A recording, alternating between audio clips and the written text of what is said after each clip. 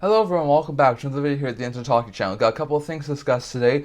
As the Oilers made a coaching change, we'll discuss that. We'll also discuss the signing that have happened recently, a couple of waiver updates, a couple of injury updates, and some trade rumors involving the Nashville Predators, Montreal Canadiens, Calgary Flames, and Edmonton Oilers. And we'll go to all that coming up right now.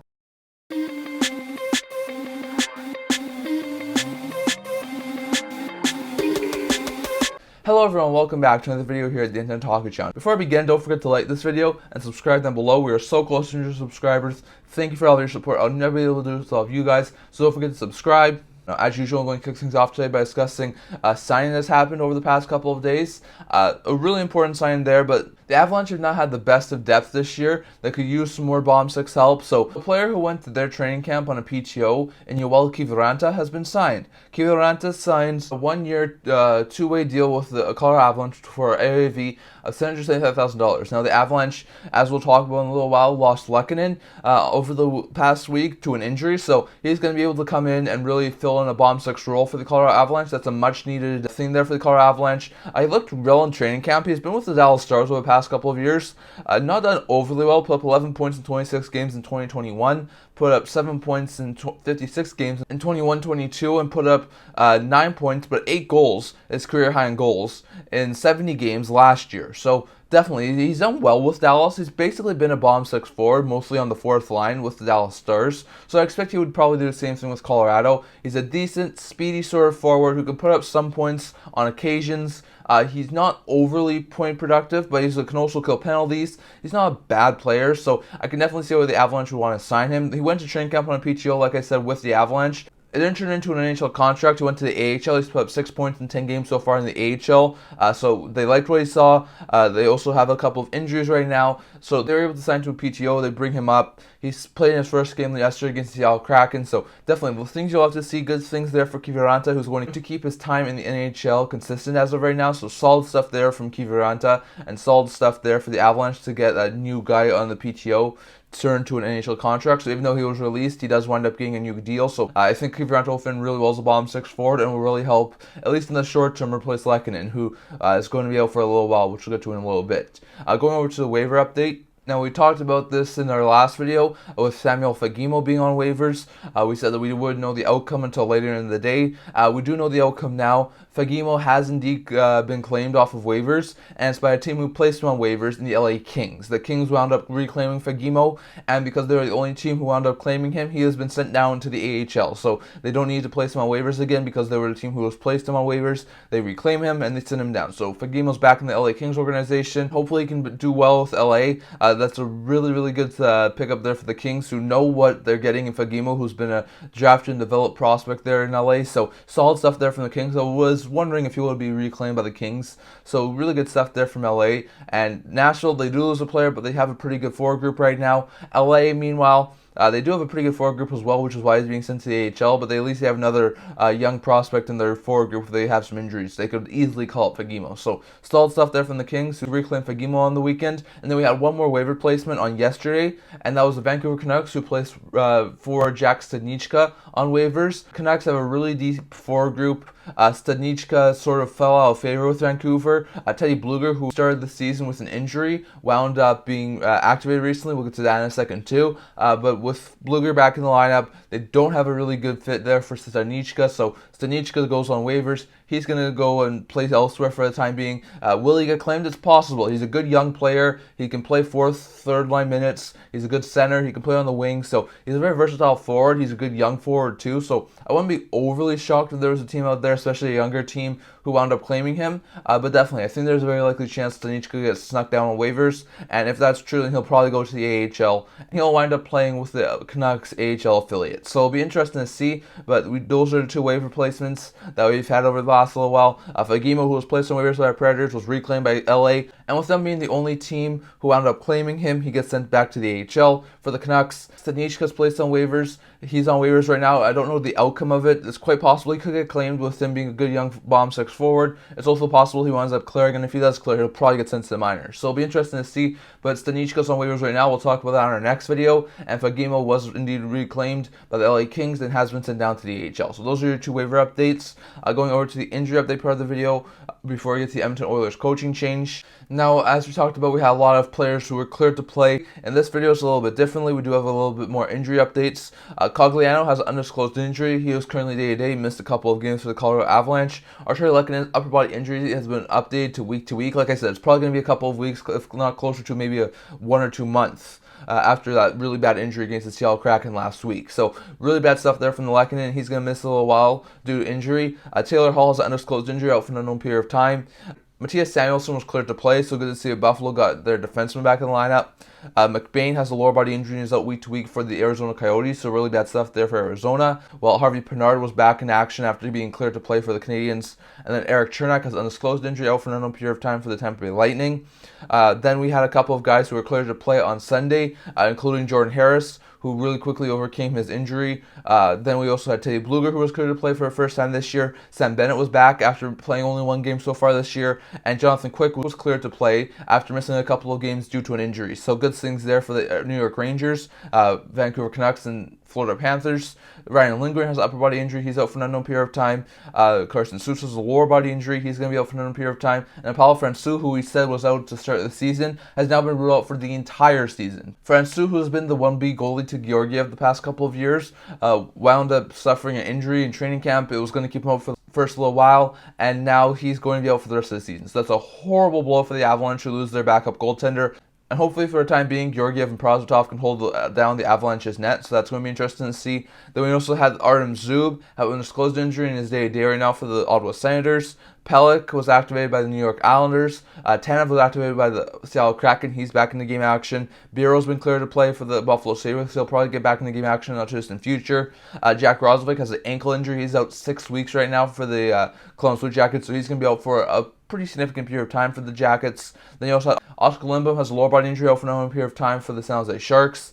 Travis Dermott has an upper body injury out for an unknown period of time for the Arizona Coyotes. Andreas Athanasiou has a lower body injury. He's out week to week right now. Eric Chernak has an undisclosed injury out day-to-day right now. And Jeff Carter has an upper body injury and is out for an unknown period of time. So really bad stuff there on the injury front. Hopefully most of these guys can be able to get back and they're not going to be out for an overly long period of time. But there's definitely been some really bad ones like the Lehkonen injury, like the Francouz injury, like Roslovic, like Athanasiou. So there's definitely been a couple of really bad injury updates there from a lot of those NHL teams. And hopefully they can recover from those injuries and not going to be out for an overly long period of time. But definitely, those are the injury updates.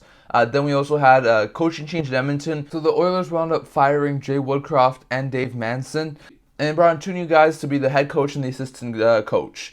They brought in Paul Coffey, who was already with the team on a different role, to be the assistant coach. So that's going to be interesting to see how that works out. Paul Coffey is a former player who had a fantastic NHL career, so I'm not overly surprised they brought him in to be an assistant head coach. And then they also brought in Chris Knoblauch as the new head coach of the Edmonton Oilers. Now, Knoblauch was a pretty decent head coach in the AHL. He has had coaching experience, a lot of them. He's had assistant jobs at the NHL level. Knoblauch's had previous coaching experience, not only as an assistant coach at NHL level, but at other levels as well. He was most recently the AHL head coach for the New York Rangers AHL affiliates in Hartford, so the Rangers had to give him permission to leave and go and explore a new opportunity with the Edmonton Oilers, but they were able to allow him to do that, so good things there for the New York Rangers and good things there for Knoblauch. Knoblauch has also coached in juniors, and he was the junior head coach of Connor McDavid when McDavid was there with the Erie Otters in the OHL. So McDavid is able to get his former coach. He recently had his former teammate from juniors and Connor Brown signed there. It definitely seems that the Edmonton Oilers were trying to bring in a lot of former players or coaches or stuff from McDavid's past, so he could definitely try and work well with them. I think Knoblauch's going to be a really decent head coach. I got his first win against the New York Islanders, so that's good to see. He looks like a really good coach. It seems like Jeff Jackson, who's the new president of Hockey Operations, was really high on this guy, and I don't think it's overly surprising that they brought in this guy with Jeff Jackson being so high on him. So it's really a good hire in my opinion. I don't think it was an overly right time to fire Woodcroft. He's a really good head coach.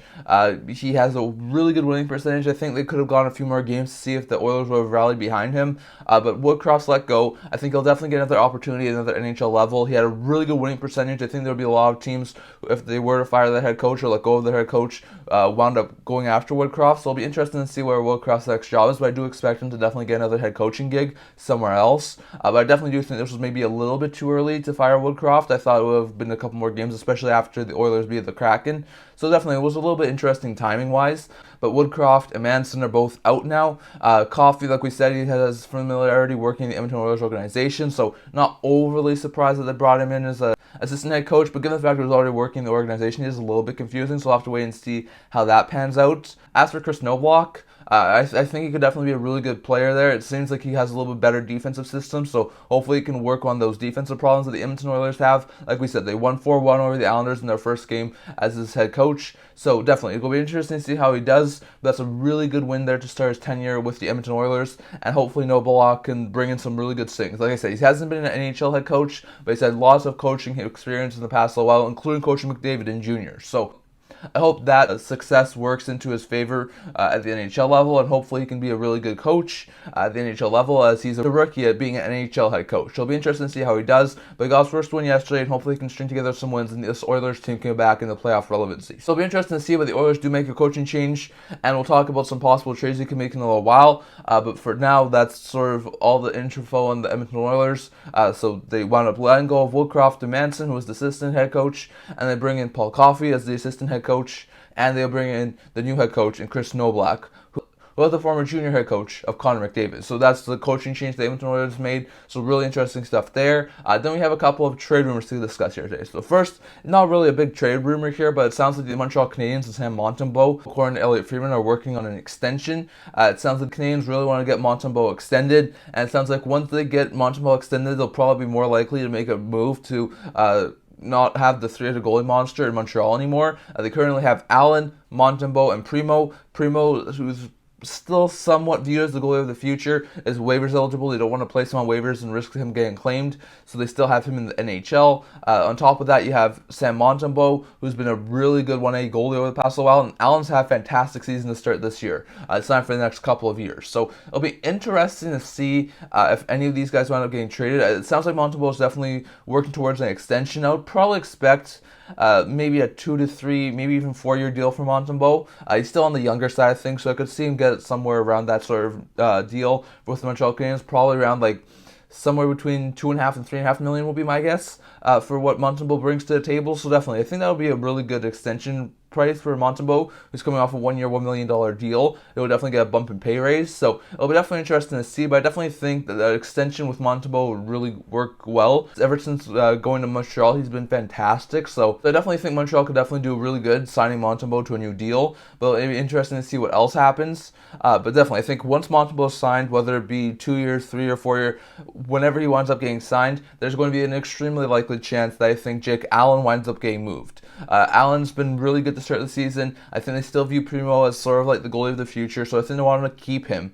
But Allen started really well. He's bumping up his trade value. The only problem is his contract was $3.75 million for this year, next year. So he does have some term on his contract, and he does have a pretty high cap hit, which would make it a little bit difficult for some teams to accept and acquire. But definitely, I think Allen's played really well, and I think there could be definitely a couple of teams interested in him. So one, Montembeault seems like he's going to be signed soon. Like I said, would be somewhere between 2 and 4 years, at around $2.5 to $3.5 million would be my guess on a new extension. Maybe it's a little bit more money. But that'll be some of my predictions for what a Montembeault contract could look like. I definitely hope to hear your guys'. And after that happens, it sounds like the Montreal Canadiens may wind up trading one of the other two goalies, whether it be Allen, whether it be Primo. I think Allen will be the more likely one because they still really want to keep Primo, but it'll be definitely interesting to see what happens there. When will Montembeault get signed? And if he does get signed, not just in the future, will the Montreal Canadiens make a subsequent move to trade Jake Allen? It'll definitely be interesting to see. On top of that, we do have a couple of other news this year. The Nashville Predators have not done overly well. This isn't a trade rumor, but this is something that I think the Preds have done overly poorly this year. They're 5-9-0. Besides the Oilers and the Sharks, they are one of the worst teams in the NHL right now. They started 4-6-0, which was already bad enough. Like we said, 8 points or lower at the 10-game mark really doesn't do well to make the playoffs. Only 4 out of 47 times since the standings changed to the way they are right now in 13-14. Have teams wound up making the playoffs after having 8 points or lower to start the season. The Preds did not have a really good start, and they've had an even worse follow-up. They've been 1-3 since then. They're now 4 games below 500. They're not doing overly well. I think there's a very likely chance that the Predators wind up being sellers this year. I thought that would be a really good team. They would be in contention for a playoff spot. Wound up missing by just a slight bit, but it seems like the Predators have a little bit more problems than a lot of us really thought. So it'll be interesting to see what happens with Nashville, but I think there's a very likely chance that the Preds will end up being sellers at the deadline, and we could see a couple of guys be traded. One, in my opinion, would be Thomas Novak. He's in the final year of his deal. He's a pending UFA. He came up last year, had a fantastic start to the season. He's actually played really well to start this year too, but he's on the final year of an $800,000 AAV deal, and I think as a third-line scoring center, there would be a ton of teams interested in him. So if the Preds are going to be a possible selling candidate, I think Novak has to be a possible trade option. Another one would be Tyson Barrie, good offensive defenseman, entering the final year of his deal. Not sure if he'd be re-signing with the Nashville Predators. Preds have a pretty deep right side as well, so I'm not overly surprised if they would to move him. He was acquired in the Lehkonen trade last year, and I think there would be a lot of teams interested in him. So if the Preds are sellers, I would expect Barrie to be moved as a solid second pairing offensive defenseman. You also have Alex Carrier, who's a pending UFA. He's had flashes of being a solid offensive defenseman in the past, been more of a 6'7" defenseman in the past couple of years. I could see him be another guy. Maybe $2.5 million is a little bit too expensive, so maybe the Preds will retain salary. But definitely, I could see Carrier be a guy who ends up getting moved to the deadline if the Preds are not doing overly well. Another guy would be Yakov Trenin, solid third, fourth line checking forward who can put up points at times. He's also a pending UFA. I could see a Preds move on from him if he's not going to be back. And those are basically the most intriguing guys. One game I would definitely look out for is UC Saros. I know there have been some talks that they would take a massive return to pry him out of Nashville, but if there's a team out there who could possibly offer the Preds the package that they want, I could definitely see the Preds move Saros. I know they really want to keep him, but he's got this year plus next year on his contract before his UFA, and the Preds also have a Skarov in the system ready to come up in the not-too-distant future. So I think if you move Saros at the deadline, you can give a Skarov a little bit of runway this year, and then you can see what he's worth next year. So it'll be interesting to see, but I could definitely see the Preds move Saros and run with the Skarov to finish off the season if the right price were to come available for Saros. So definitely guys like Novak, Trenin, Barrie, Carrier, and Saros will be the 5 guys I'll watch out for at the trade line if the Preds wind up being sellers. They have not looked really good this year. They cannot keep the puck out of the net. I definitely do see them being sellers this year. So it'll be interesting to see, but I definitely do think that the Preds will wind up being sellers. It's just a matter of time. And if the Preds continue to fall this way, I think there's a very likely chance that those 5 guys are going to be guys that we have to watch out for around the trade line as possible guys who wind up being dealt. Going over to the Edmonton Oilers, not a whole bunch of stuff to discuss here for the Oilers, but definitely we've had more updates on the Oilers situation. On Saturday Night Headlines with Elliot Friedman, it definitely sounded like the Edmonton Oilers were not really trying to make a desperate move or a panic trade. It sounded like they were going to make the head coaching change, which they wound up doing later in the day, but they weren't going to make a panic trade to try and improve this team and sort of put themselves in possibly a worse situation. And he elaborated that on his 30 Thoughts podcast yesterday, and he said that the Oilers are trained from a position of weakness. Most teams know that they want a goaltender, that they want some defensive help, so they were sort of saying that this was our asking price, and if they weren't going to meet the asking price, then they were willing to wait because they know that the Oilers are going to slip and they're going to eventually make a panic trade. So definitely, it sounded like the Oilers really wanted to make a move for some sort of a goalie upgrade, but they would sort of sound like they were going to wait for it a little bit because they were trained from a position of weakness. So I don't think it's overly surprising. We did hear, like we said on Friday, 30 Thoughts podcast from Elliot Friedman, that he was hearing on Wednesday that there was going to be a massive trade. It never really happened. It's going to be interesting to see if that trade does wind up happening or if it doesn't. If the Oilers can play defensively like they have the past couple of games and Skinner can really rebound, they should be fine in net, at least for a time being. They'll probably have to make some sort of a move in the offseason, but for a time being, they should be fine. But if Skinner starts to go back into his losing ways from earlier in the season, there's a very likely chance they may have to make some sort of a panic trade. So it'll be interesting to see, but it sounds like the price tag was just too high for the Edmonton Oilers to make any sort of moves, and that really what forced them to make the coaching change instead of making some sort of other trade to try and improve their team. So it'll be interesting to see if either the asking price possibly goes down or if they don't want to acquire a goalie because they're playing well, or what happens with the Edmonton Oilers. But that's sort of why there hasn't been a trade for the Edmonton Oilers. And it'll be interesting to see if the Oilers wind up trying to make a trade for a goaltender or if they run with what they have right now. And some more info on the Nikita Zadorov trade request. That sounds like, according to Elliot Friedman, that the Flames were quiet after the Zadorov trade request. It sounded like the Flames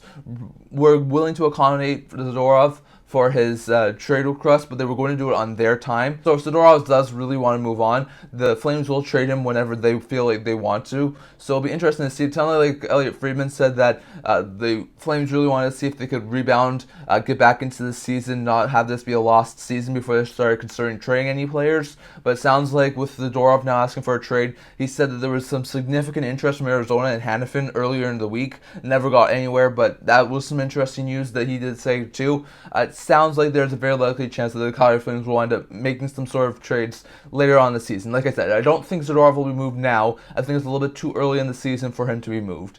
But I think later, maybe just after the New Year, maybe sometime in January or February, I think there's a very likely chance Zadorov may be one of the first pending UFAs to be moved this year. So it'll be interesting to see, but it does sound like the Flames will accommodate Zadorov for his trade request eventually, but it sounds like they'll do it on their time. Like we said, Hanifin was possibly mentioned as trade rumors for the Arizona Coyotes.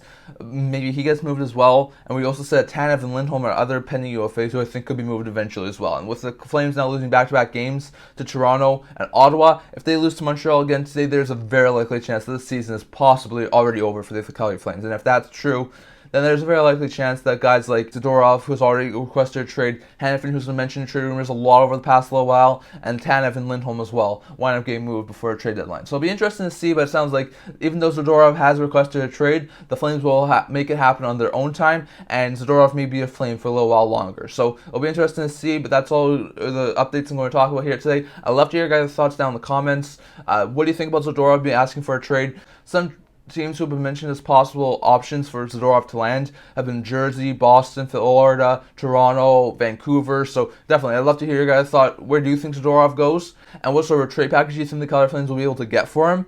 For the Edmonton Oilers, do you think they make a panic trade? What do you think of their coaching move? If the Oilers are able to continue to win, do you think they still make a trade for a goaltender? And if they don't play well, do they wind up making some sort of a panic deal that doesn't look overly well for them? Definitely, I'll hear your guys' thoughts on that, because the Oilers need to make the playoffs this year, or there's a very likely chance, like I said in the past little while, Leon Draisaitl may not wind up signing an extension with the Oilers in the future if they're not making a playoff this year. Do the Nashville Predators wind up becoming sellers this year? I think it's a very likely possibility with the way they have started this year. And if they do wind up being sellers, who gets moved? Is it Novak? Is it Barrie? Is it Carrier? Is it Trennan? Is it Saros? Is it someone else? Definitely love to hear your thoughts on that. Do you think the Montreal Canadiens sign Sam Montembeault? I think it's definitely possible. And if they do sign Montembeault, does Allen get traded? I think that's also a very likely possibility. So definitely love to hear your thoughts on that. Plus, what's your thoughts on the Edmonton Oilers coaching change? Plus the injuries and waiver updates that we had over the past little while. Definitely love to hear your thoughts on that. But that's all I'm going to talk about for today. Remember to like this video. And if you're like to, remember to subscribe down below. We are so close to 100 subscribers. Thank you for all of your support. I would never be able to do this without you guys. So don't forget to subscribe. I also have a blog talking about news, rumors, analysis, stuff like that. So if you check that out, I'll leave links down in the description below. And I can't wait to see you guys all for our next video. See you guys soon.